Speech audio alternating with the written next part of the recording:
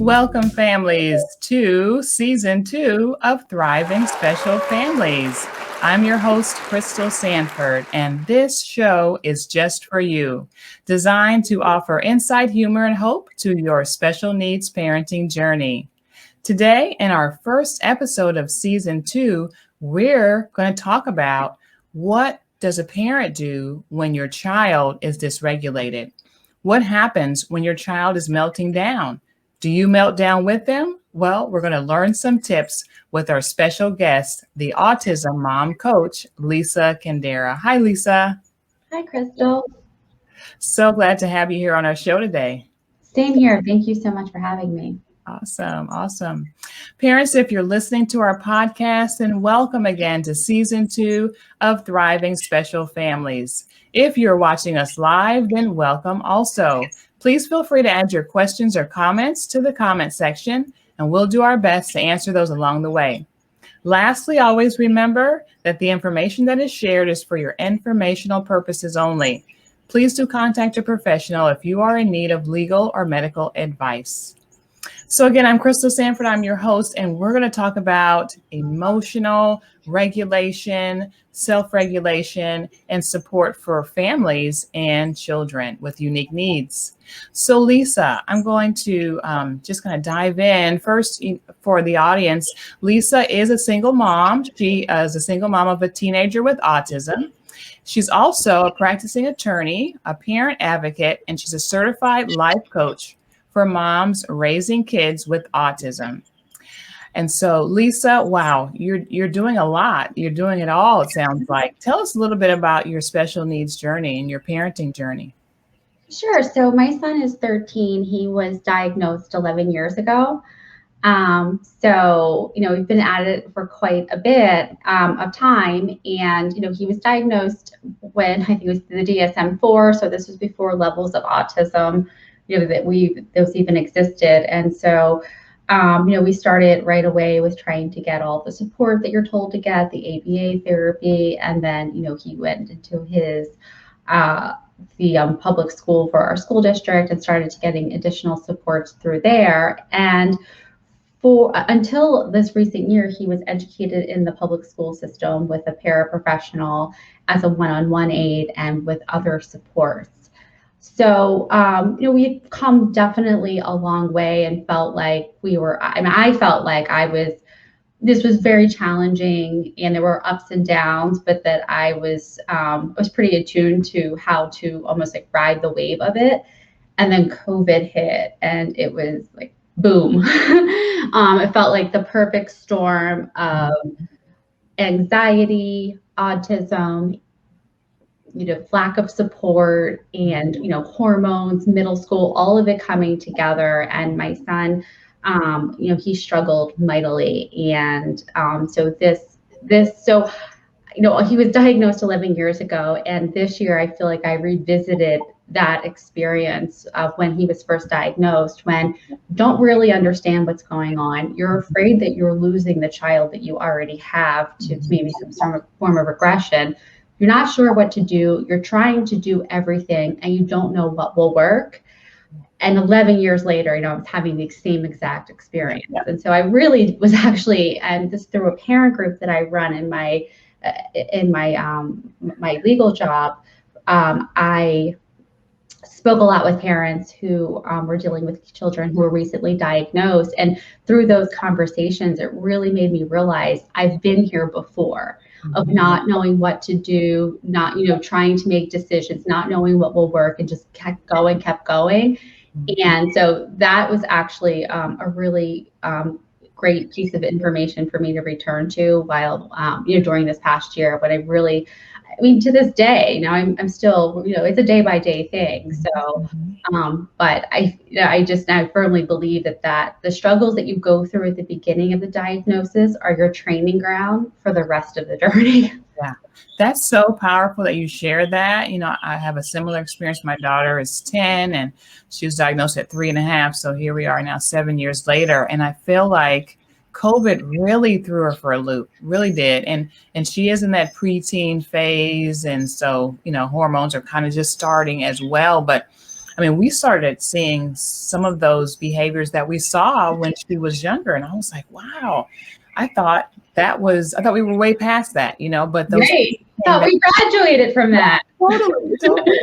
But those things start coming back, I think, because of, the upheaval of COVID that just kind of, I think, exacerbated their anxieties and some of the other issues that they deal with. I think it just caused them to kind of revert back to what was familiar, what was comfortable, what was, I don't know, like some of those just innate, behaviors. So, Yeah. It's like the elevation of anxiety and the withdrawal of support at the same time. It's not the best. It was not a great combination for us, for sure.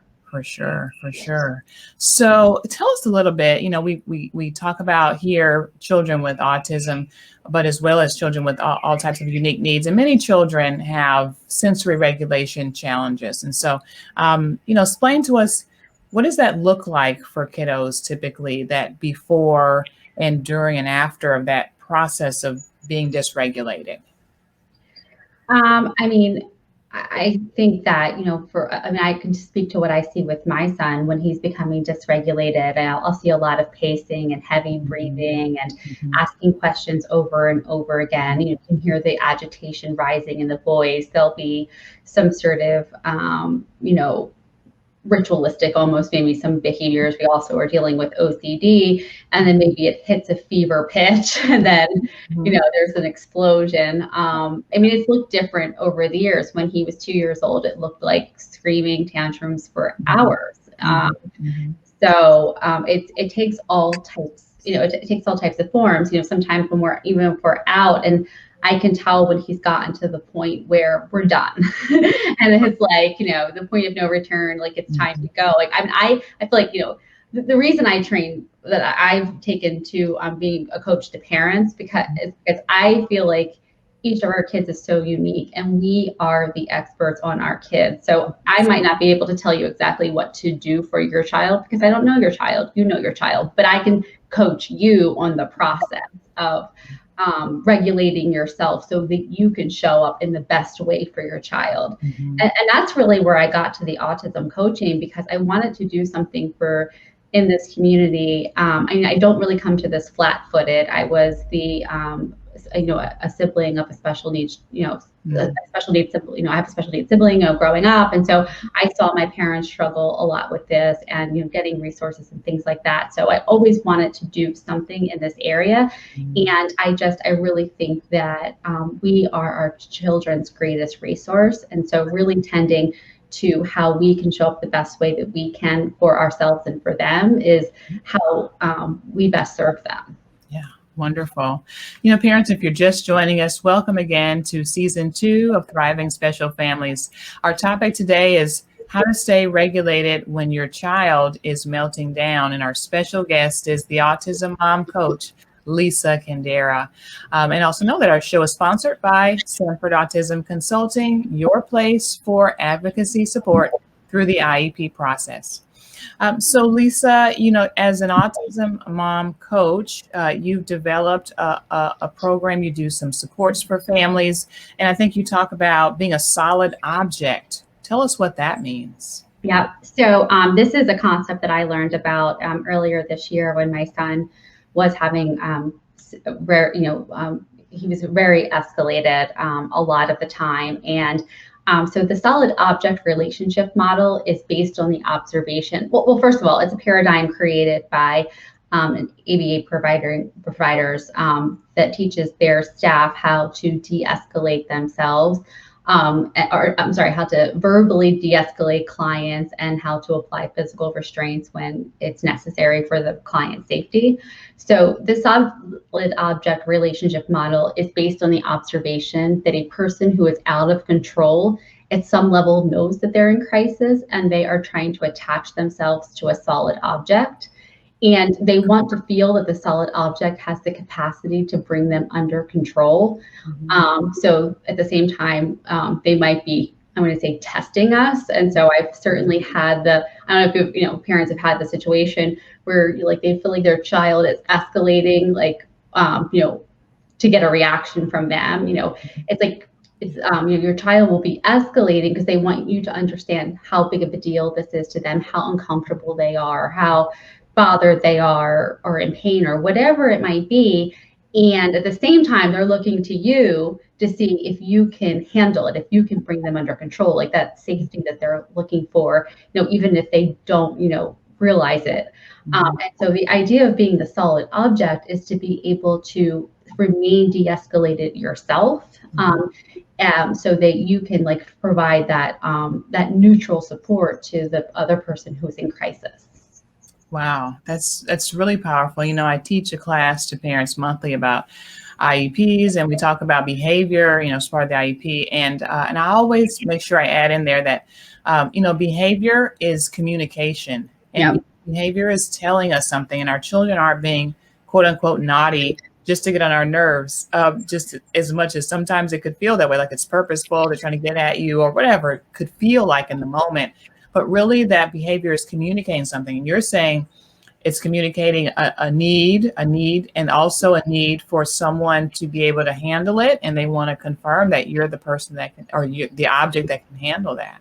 Yeah. So it's like, I sort of liken to if you think of our children as like passengers on the plane, and they're getting upset, there's turbulence, and they start freaking out, and the pilot runs out the cockpit and is like, oh my God, we're going down, this is terrible, this is horrible, and like no one's flying the plane. Right. And that's what happens when both parties are melting down. And I mean, I came up with this framework based on my experience of being a puddle on the floor, many, many times, while my son was escalating, and me either taking the behavior very personally. I think that's a hard thing not to do, especially when it comes to physical aggression and property destruction, things like that, and words. If your child has words, there can be words that communicate their displeasure with you, and so it's hard not to take things personally. And so this process that I developed and that I've used on myself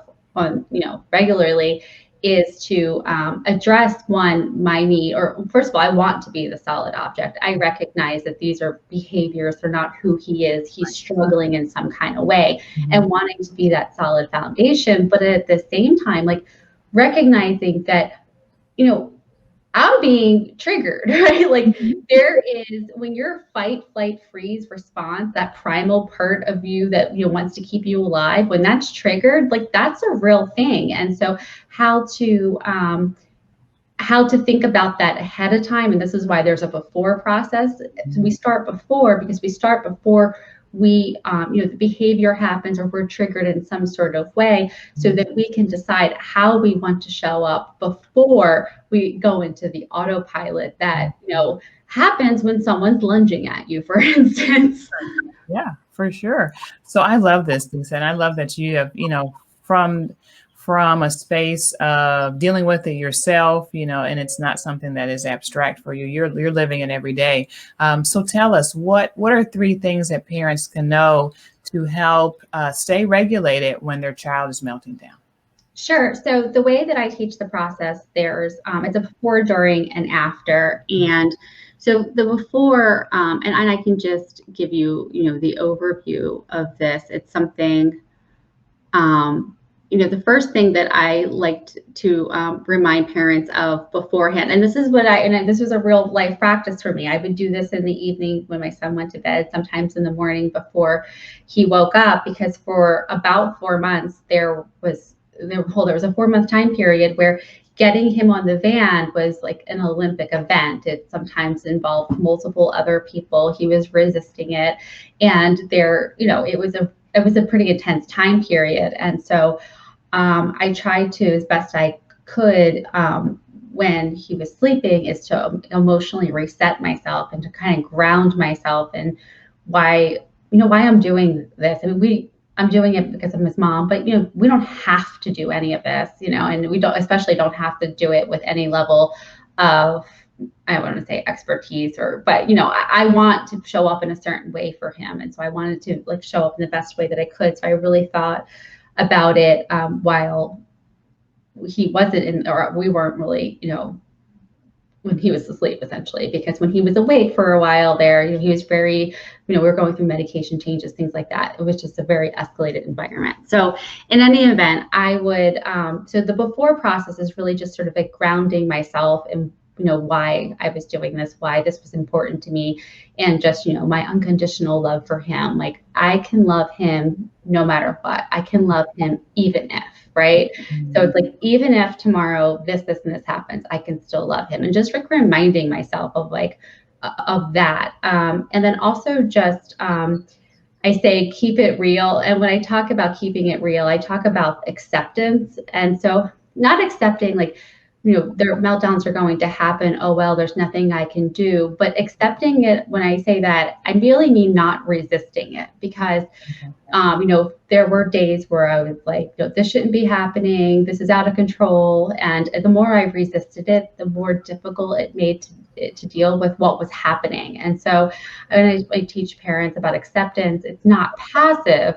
It's active and ongoing. And it's really just our ability to drop into what's happening and then to say, now what? And so, beforehand, I would really just almost try to take the pressure off of myself and my child by accepting that right now we're in the middle of a med change. And these are the behaviors that we're experiencing. And, and if this happens, how do I want to respond? And so when I talk about responding, I'm not really talking about what you physically do, the action you take. I'm really talking about, when I'm talking to parents about this, is how do you want to think and feel about the behavior?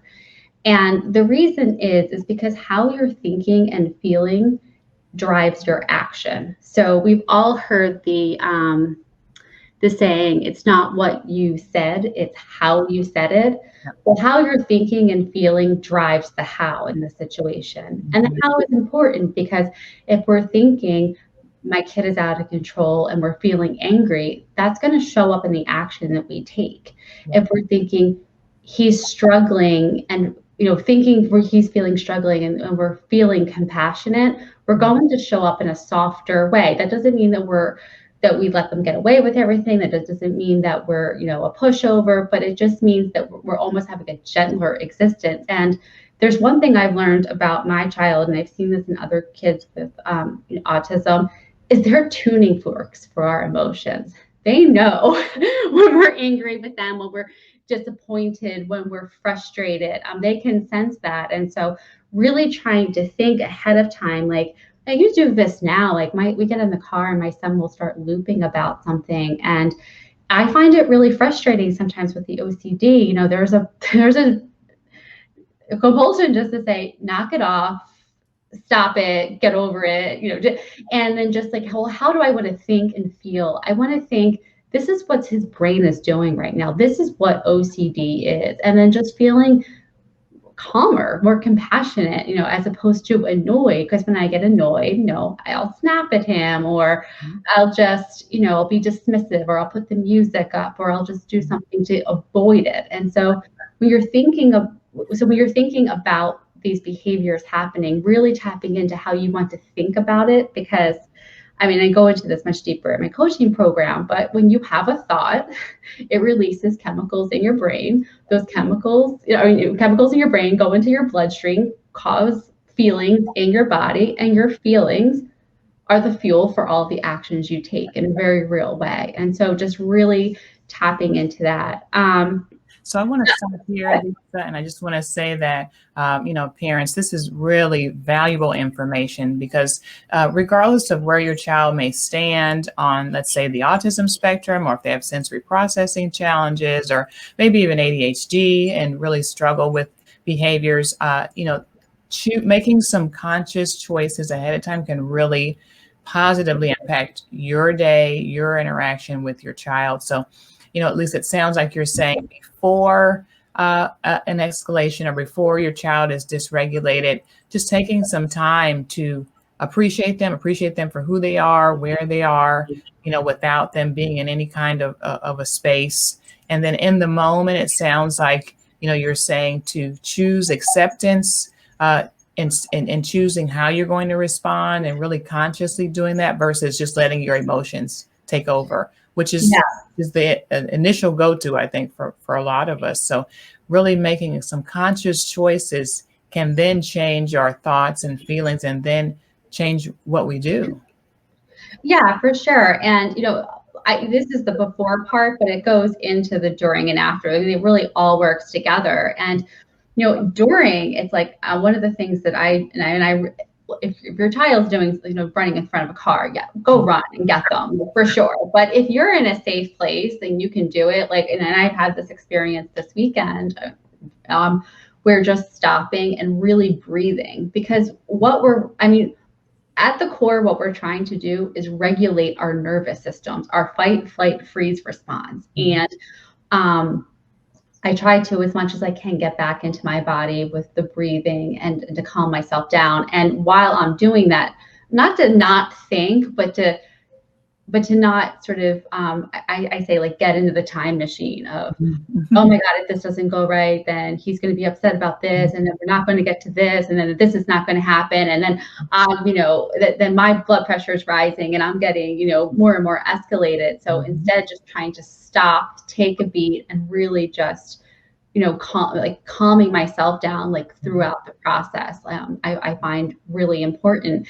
And the other part that is really important that I've gotten really good at, because we've been at this for so long, is when shit goes down, like, be ready to release the reins, on whatever your expectations are about how it's supposed to look, what you're supposed to do, and what the agenda is, and deal with what's actually happening in the moment. Because when I'm trying to deal with my son, and I would say, like, oh my gosh, like, when we would go skiing, and, he would have, it would be like a 30-minute thing just to get, shoelaces on, or the sock on the right way. And I'm thinking, he's missing his lesson, and that's getting me more impatient with him, which is getting him more upset. And so when I just started to, like, let go and just be like, okay, well, some days this is a half-hour event and we're just going to go with it.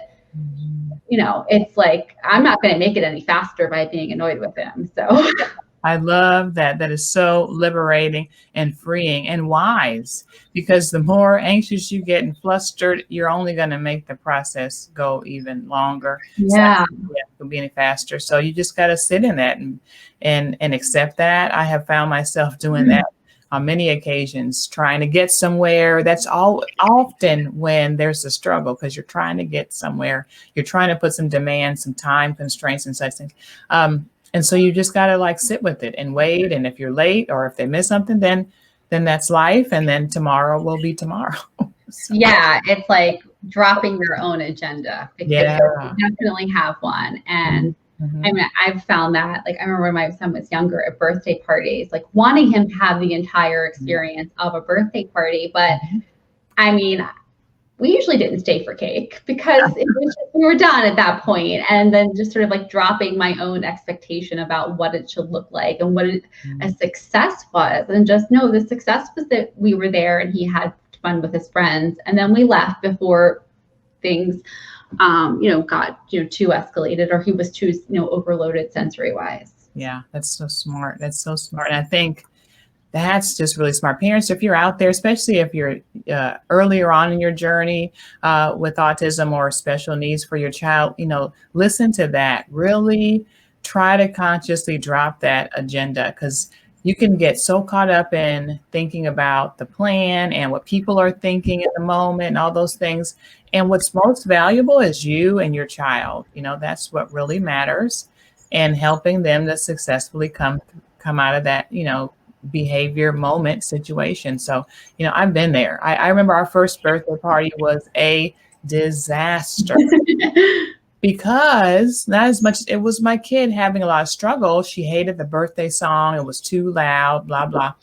But it was me trying to make her have an experience that I thought she should have. Yes. And taking her, having to take her away and talk to her, walk her through, and then bring her back in. It was just like, we should have just left. Left. And I did it. I call that Disney World, what you just said. We're like, no, we're in Disney. We have to do all the things. And he's like, I just want to stay at the pool. I'm like, exactly. Yeah. You got to go with them, got to follow their lead. I remember a lot of the therapies that we went through, my kiddo was younger, was that in preschool age, follow her lead, watch what she's doing, get into her world, play with her toy. And so I think if we can do that, continue to do that, follow their lead, we're going to see less of a, maybe less of a struggle, you know, those behavior situations. And so what are some tips that you have for parents after the moment, after the meltdown?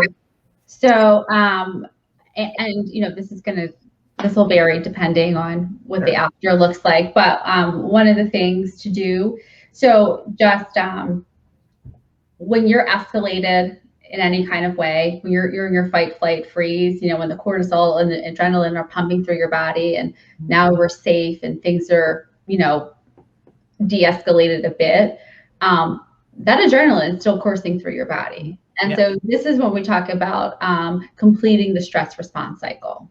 Wow. And so that can take, you know, for some people, movement of any type is like the most like prescribed way of doing it. So if you, sometimes what I would do after I got my son on the bus is I would do like 20 rapid fire jumping jacks just to really get my heart rate elevated and sort of breathe it out.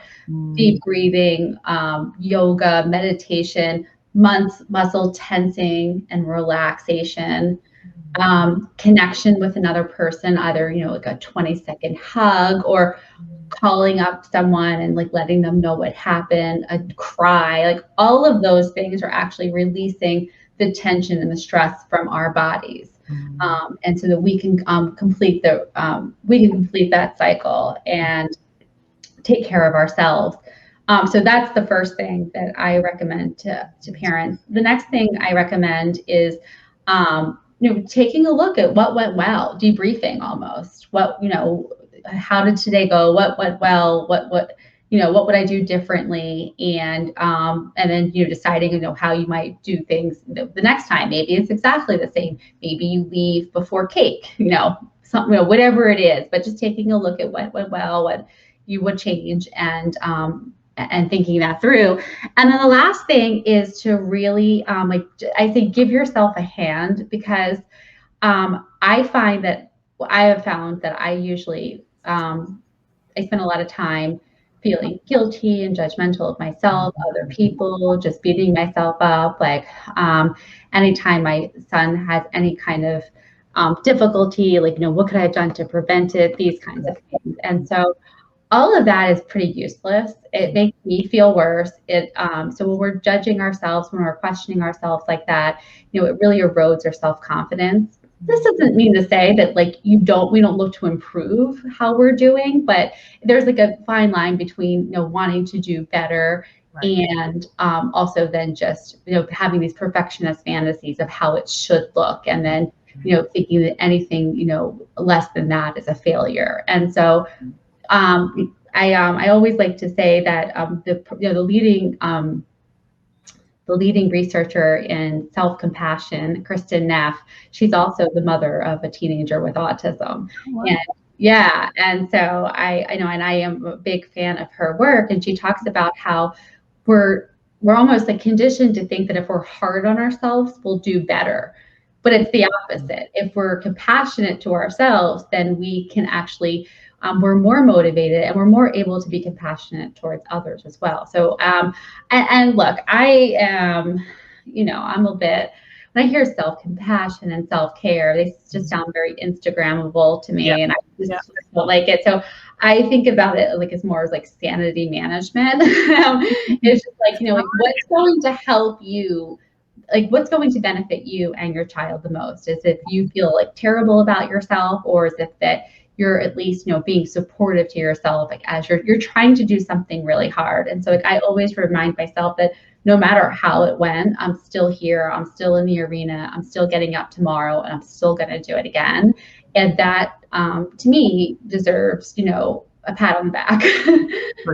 For sure. Wow, that's beautiful. I like that. I like that sanity management. You know, it's just another way to explain whatever you need to do personally for yourself to help you process the feelings and move forward and not get stuck. I think that often we get stuck like our kiddos, we get stuck on that hamster wheel. It's so funny how we mirror our children. I've seen this so much during COVID because, we had a side-by-side view of one another, but no, I would perseverate over his perseverations, right? Like, if it's going to lead to something and, he's very self-critical, like anything less than like 100%. And so it's interesting because seeing that in him, it's like actually made me learn to sort of let go a lot more in order to help him.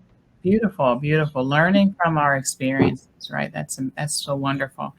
Well, Lisa, this has been so great, and talking with you today, learning how as parents we can self-regulate and manage our sanity. We have another parent who's so happy to be here. I love when Lisa said that parents need to de-escalate as well. So yes, I totally agree that that was a piece that was important to me too, was finishing that stress cycle and de-escalating ourselves. That's really important because especially as moms, normally our go-to is what's the next thing? And we just move on and the next thing on the schedule in life without fully processing that moment. Yeah. And just to think about it, like in our kids, when you're talking about learning from our kids, like, and I've had these situations with my son where he'll let it fly, and he'll get it out. And we've all seen this with our kids where they're like, okay, now I'm done. Because they've gotten it out. We're like a mess, right? But they're like, yeah, I'm good. I mean, not all the time, but definitely seen that. And so it's like, like getting it out yourself, like, and and just, I mean, like, here's the thing is like, I've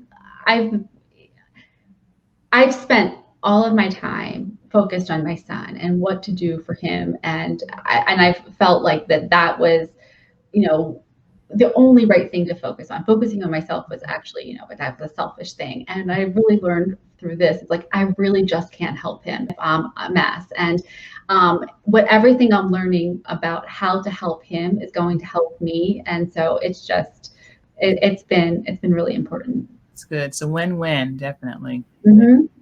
So tell us, Lisa, how can parents contact you and find out more about your coaching services and what you're offering?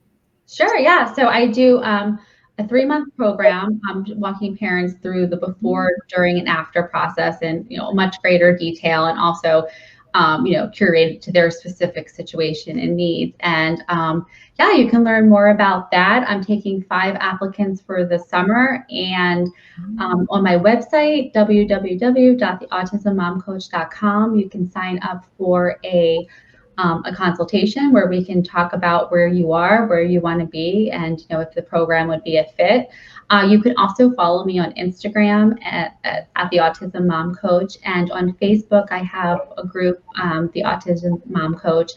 I'm pretty sure you can find it. I think you have to request to be part of it, then I will approve you.